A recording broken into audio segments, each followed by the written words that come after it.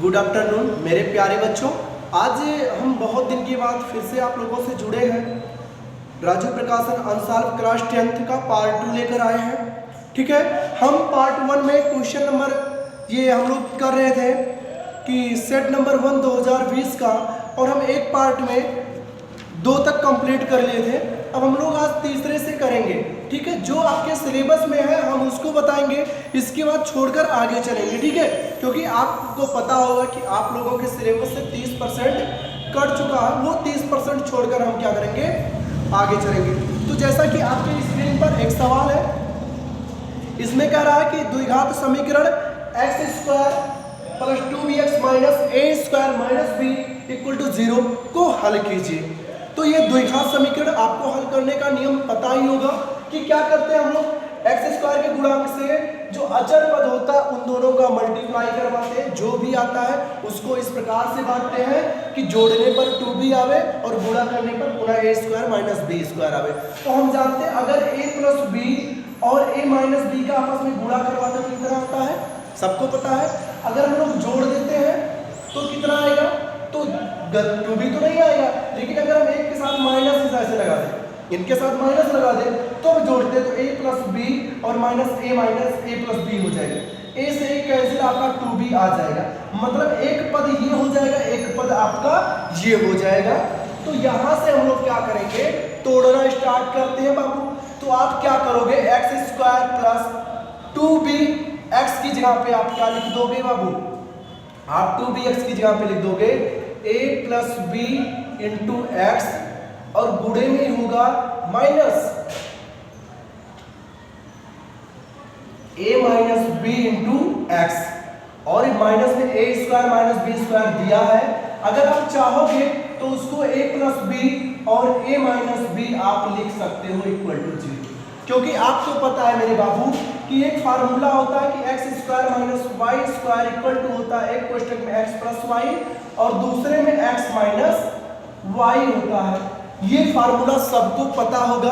अगर ये फार्मूला पता है तो फिर आपको कोई दिक्कत नहीं होगी।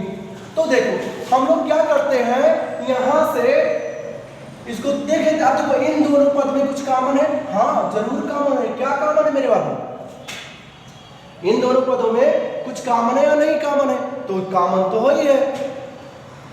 ठीक, तो लेकिन यहाँ पे थोड़ा सा डिस्टेंस, यहाँ से हम लोग क्या करेंगे बाबू, माइनस लगाएंगे, सॉरी माइनस लगाएंगे। ठीक है, अब देखेंगे कि इन दोनों में कुछ कॉमन है, हाँ जरूर कॉमन है। दोनों में x है, x कॉमन है, आप x को रोक लो।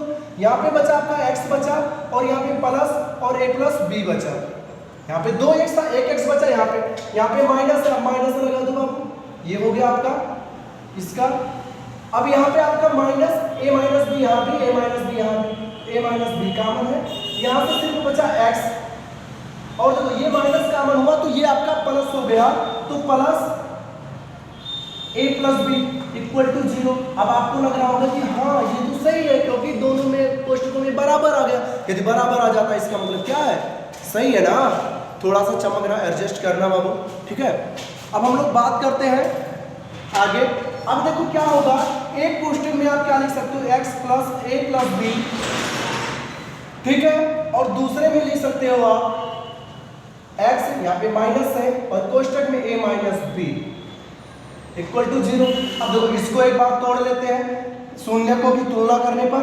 तो यदि हम कहते हैं बाबू कि यदि x + a + b = 0, तो आपको मिलेगा कि x उधर जाएंगे तो हो जाएंगे -a + b, और आप इसको करोगे तो -a और -b लिख सकते हो x की वैल्यू।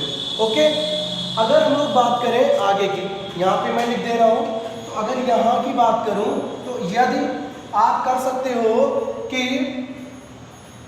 x - कोष्ठक में a - b = 0, तो उधर जाएगा ये इतना पार्ट, तो हो जाएगा प्लस में a - b हो जाएगा बाबू।